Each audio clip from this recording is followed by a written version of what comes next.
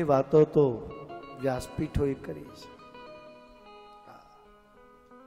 ભગવાન કૃષ્ણ જ્યારે ગોકુળ છોડીને મથુરા ગયા ને પછી એક કૃષ્ણ માં દેવકી એને એમ કહે છે, માં મને ભૂખ લાગી છે, તું રસોઈ બનાવ, મને બહુ ભૂખ લાગી છે.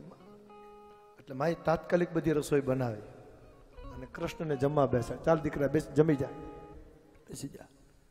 અને ભગવાન હાથને પ્રક્ષાલન કરી અને ભગવાન અર્ઘ્ય પાણીનો આપી અને ભગવાનને પ્રાર્થના કરીને જ્યાં જમવા જાય અને ત્યાં વાટકો જોયો માખણનો, ત્યાં એને માખણમાં વાટકો જોયો. ભગવાને પાણી લઈ આચમન કરી અન્નપૂર્ણાને વંદન કરીને ઉભા થઈ ગયા. મા બાજુ મારે કનૈયા કૃષ્ણ તું કેમ ઉભો થઈ ગયો? બોલ બા મને ભૂખ નથી. મા મને, અરે બેટા તને હમણાં ત્યાં મને કીધું ભૂખ લાગી છે, અને પાછો ઉભો થઈ ગયો. અને ભગવાન જતા રહ્યા. ગોકુળ બાજુનો જે રસ્તો હતો ને એ બાજુના ઝરૂખામાં જઈ અને કૃષ્ણ ગોકુળ બાજુ જઈને રડવા લાગ્યા. ભગવાન રોને લગે. દેવકીજી આવ્યા, એ કૃષ્ણ ક્યું રો રહા? અને ત્યારે કૃષ્ણ કહે, માં આ તો માખણ મૂકે ને અને મને યશોદા યાદ આવે.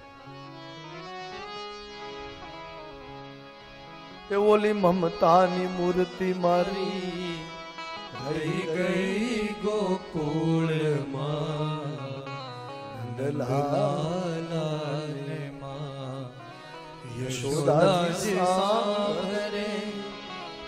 મમતાની મૂર્તિ મારી રહી ગઈ ગોકુળમાં, નંદલાલા 56 જાતના ભોગ પીરસાય છે.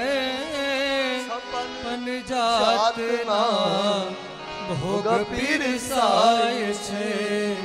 માખણ ને મિશ્રી મારી રહી ગઈ ગોકુળમાં, નંદલાલા ને માં યશોદાજી સાંભરે. મમતાની મૂર્તિ મારે રહી ગઈ ગોકુળમાં, નંદલાલા. ઓ સોના રૂપાના વાસણો મજાના છે. સોના રૂપાના વાસણો મજાય. સોના રૂપાના અહીં વાસણો મજાના. સોના રૂપાના અહીં વાસણો મજાના. કાંસાની થાળી મારી રહી ગઈ ગોકુળમાં. કાંસાની થાળી મારી રહી ગઈ ગોકુળમાં. નંદલાલા ને માતા યશોદાજી સાંભરે.